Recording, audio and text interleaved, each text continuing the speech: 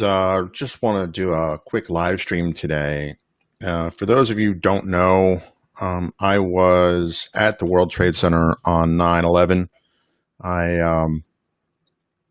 I was late for work, actually. I had an apartment 5 blocks away from work, which was pretty awesome, although that didn't last very long.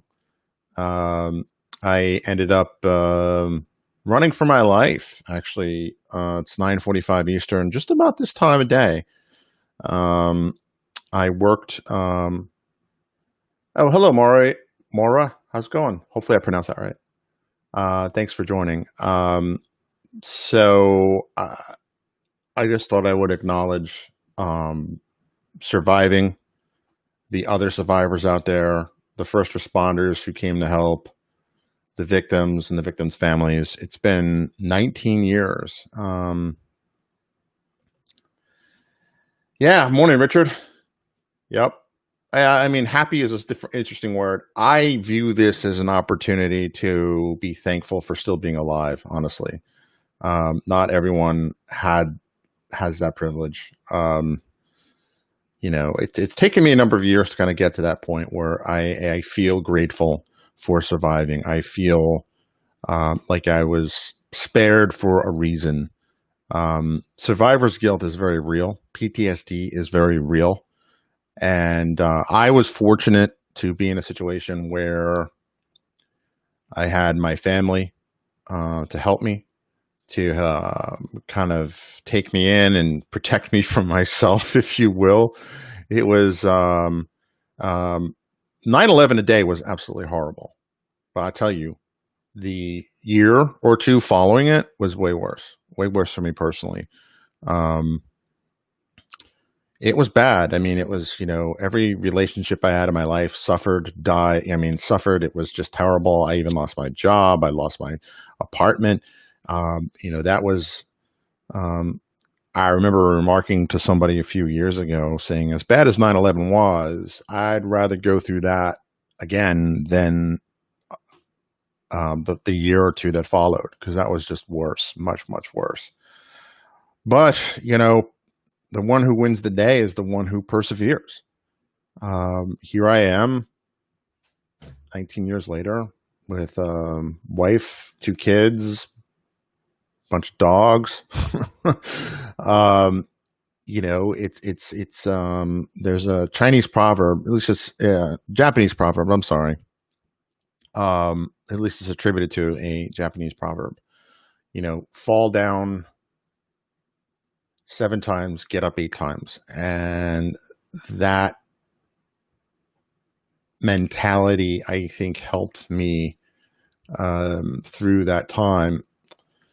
So I want to give a shout out to the survivors, the first responders, who tend to get overlooked. We're 20 years since the attack. You've seen firefighters have to fight for their extra benefits because of all the ash and stuff like that. I was exposed to ash and dust and debris. My sinuses, have gotten better through the years, but they still are way more finicky than they used to be. You know, as a survivor, we got no benefits to speak of compared to some other folks. And it took me a while to be okay with that. It was an interesting time period to go through. I remember I was at the Berlin Wall about a month before 9/11 and staring at it, the museum that's there now called, it's the Checkpoint Charlie Museum or something like that. And I was just thinking, like, wow, what must it be like to experience history? And I kind of lamented that I would never get to experience history firsthand. Be careful what you wish for. Because I got what I wished for about a month later. And history can be quite terrifying, because you don't know how it's going to end. I mean, today we look back and we think, well, it was just the 2 buildings and, plus, the smaller buildings around 9/11, around the Trade Center and the Pentagon. That, that day we didn't know what was going to happen. We didn't have the benefit of foreknowledge, right? I remember kind of being pulled into a shoe store, and I had no idea that a plane had flown in. Like, it was just the timing and all of that was just very unusual for my normal way I start my day. Even at the time, I was out late the night before, so I was late for work. And, I remember getting pulled into a shoe store and hearing on the radio that the Pentagon had been hit. So we were like, what is going on? And, later in the day when we were thinking about evacuating, walking over the Brooklyn Bridge, there was still a plane or two that was unaccounted for. One of them was Flight 93. And we were all just like, we're not getting on that bridge. I'm staying right here. So to help, I was in New York last December, and I saw this. I always wanted to get a model of the Trade Center. Over in the other room, I have a painting of the New York skyline with the Trade Center, and I see it every day. And I know a lot of people look at me kind of sideways, like, why would you want to do that? Because it reminds me of how strong I am. I survived that pretty much. If I could survive that, I can survive just about everything. I don't want to be too arrogant and assume that I'm invincible, but it's a reminder of the core inner strength and how perseverance eventually wins. So for reference, this is the Trade Center. This one here with the spire, the TV antenna, was the North Tower. So from this perspective, you are looking north. That's what it appeared. I was supposed to be, to get my bearings back. It's funny, it's been so long. No. This is how it was structured. That's right.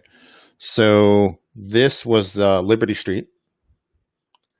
And I was supposed to be right here.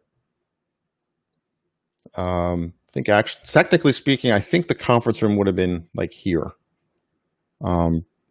which would make sense because the folks who were in the meeting I was supposed to be at saw a lot of things up close and personal, shall we say. And I was here.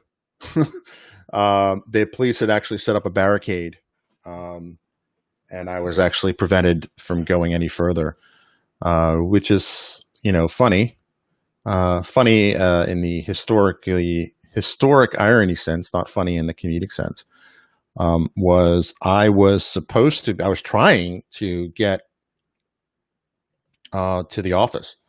I actually I was actually arguing with the cops. So to kind of help place this, let's see. This is franksworld.com/WTC. This is a site I wrote, I think October 2001, November 2001. It was something that my therapist had said, write out your feelings. And he's like, oh, you're a web developer. Remember, kids, this was 2001. Not everyone, Facebook, MySpace and stuff. MySpace might have been around, but this sort of thing didn't go. Yes, Mark, I am a survivor. Thank you for that, man.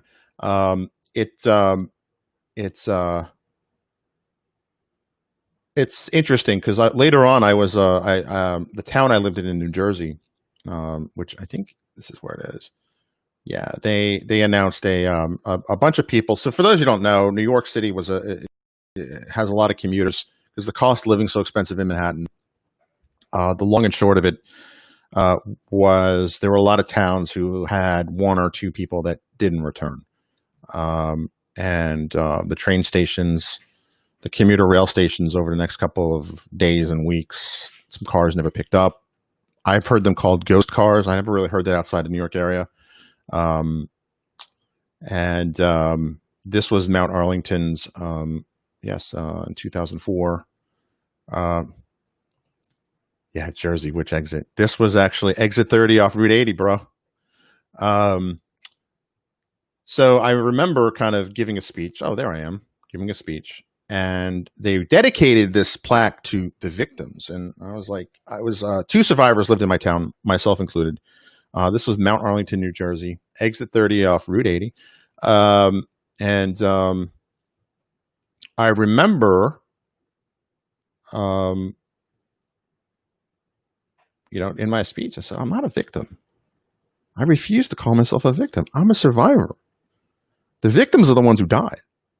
I'm a survivor. I'm here. I'm telling you about what happened. And I found, I don't know how to say this, but I found kind of the moral conviction that it's the survivor's moral obligation to remember and explain to people what happened. And, that's why I've given a lot of speeches over the years. I think the last one I gave was like 3 years ago about 9/11, what it was like that day. And now through the magic of streaming, you're going to get a shortened version of that because I have a meeting at 10 a.m. Eastern. But I wanted to put some perspective in the day.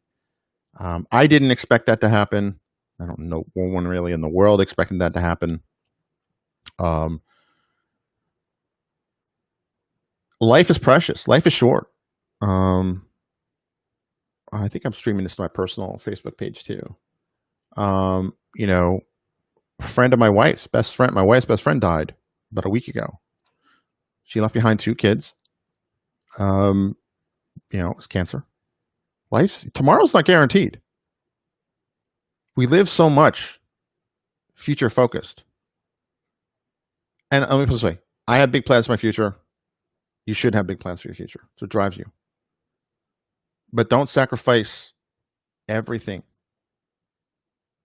today for tomorrow that's not guaranteed. I mean, a meteor could hit the world next week, massive super flare, or, there's 100 things to be worried about that can, and plus things we can't predict, right?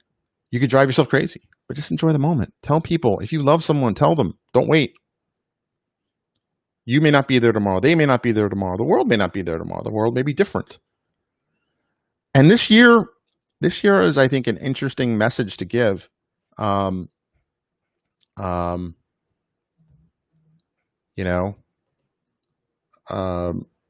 message, because on 9/11, we thought the world would never start spinning again. Here we are, 19 years later, in the midst of a pandemic. And people are saying the same thing. The world is not going to be the same again. Yeah, it won't be the same, but it'll go on. Enjoy what you have. Be grateful. Thank whatever God you believe in for the blessings that you have today. Enjoy them.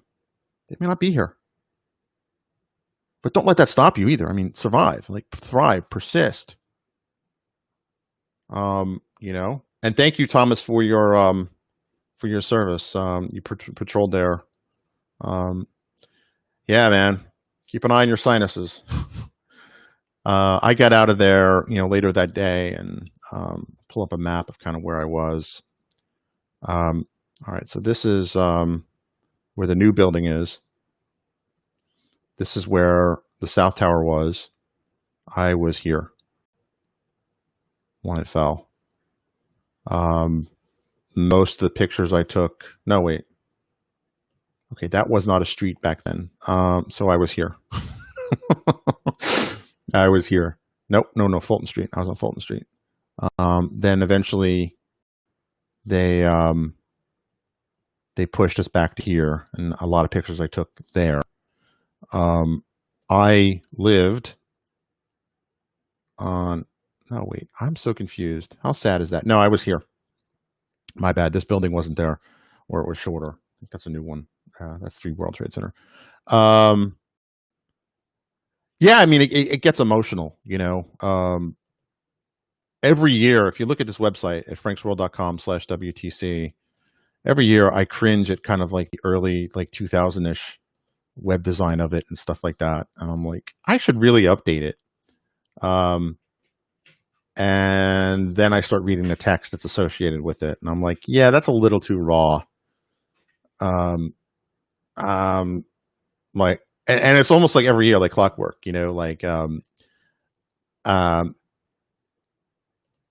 Yeah, Thomas, there's a lot of powerful stories. There's stuff that I've kind of like. It's weird how the mind protects you with PTSD. Like I don't remember for years. I didn't remember seeing people fall in front of me and basically jump to their death. And over the years, it's kind of come back, and it's like it'll come in a dream, and then the mind is a fascinating thing. Um, it protects you from yourself. It's a fascinating. I mean, it's just an interesting thing. PTSD is real. So this is one of the last pictures I took.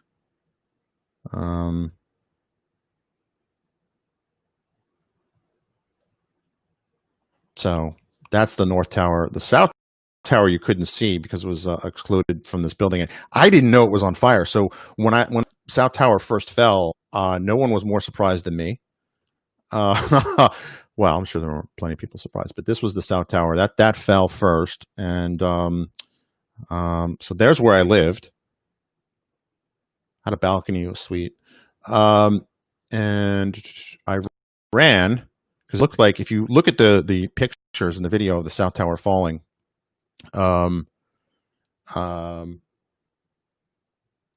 if you look at the videos of the South Tower falling, sorry, I'm like multitasking. Perhaps today is not the day to multitask.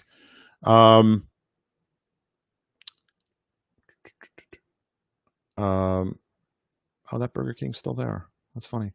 Trying to remember now. Day Street. Yeah. So if you look at the picture, the videos of the South Tower falling, sorry, it's hard not to get emotional when I think about this. So, when this started falling, it started tipping towards one direction, it was tipping towards this direction, and yours truly was like right here. So it looked like it was going to fall on us. So I remember running down this street like as fast as I could. And I remember stopping here because I'm like, oh, well, I'm still alive, right? So the building didn't fall directly on me. I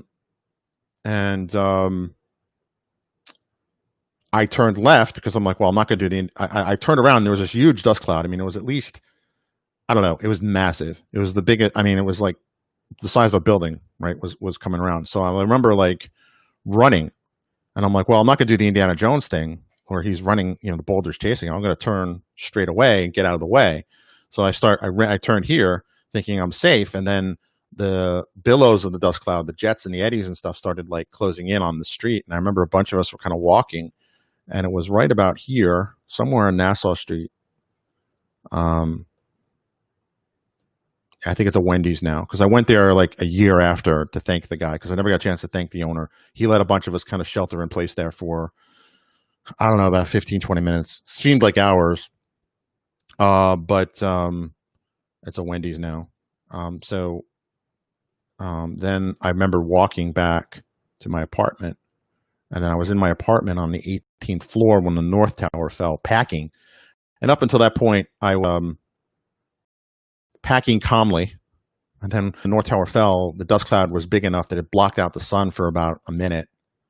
And then I started packing much faster. It was truly terrifying. And the weird thing is that New York was just gray, because there was just dust everywhere. I mean, I remember going all the way out later in the day. I took a walk to get some water and stuff like that, and kind of stuff to carry. And like I remember going to Water Street, and it was only about here where the dust stopped, which is pretty crazy. And I remember seeing some guy. There was a deli here at the time. Maybe that was it. Somewhere around here. And the guy was sweeping up the thing like it was snow. You're shoveling it. And I'm thinking, dude, that's like somebody's ashes. Like, you shouldn't be doing that. And I don't remember saying anything. I just remember thinking that. And he, we locked eyes, and he just went back on. So, moral of the story is, kids, fall down 7 times, get up 8. Or, in computer science terms, get up. If n is the number of times you fall, get up n plus 1. Yeah, 20. That would be an interesting idea. A 20th anniversary edition. I've been thinking about that for the last few years. of maybe even doing a documentary, interviewing other survivors and stuff like that. Because one of the things that kind of irks me is that the tales of the survivors um, have been lost a lot to this. Certainly in the 9/11 reports and stuff like that, the families of the fallen have gotten a lot of the families of the victims have gotten a lot of airplay. Um, but it's the survivors, I think, that we carry survivors' guilt. The first responders, the firefighters, the rescuers, the EMS who went in, tried to rescue people, did the cleanup, who've been largely, I think, overlooked, and like that. So I probably should start that sooner rather than later because this is obviously very emotionally draining. So, it might take a year to do something that would normally take like a week or two because it's such a, you have to start and stop. But I like that idea. God, I can't believe it's going to be 20 years. All right. I have to jet. I have a 10 o'clock meeting I'm late for. So you have a good day.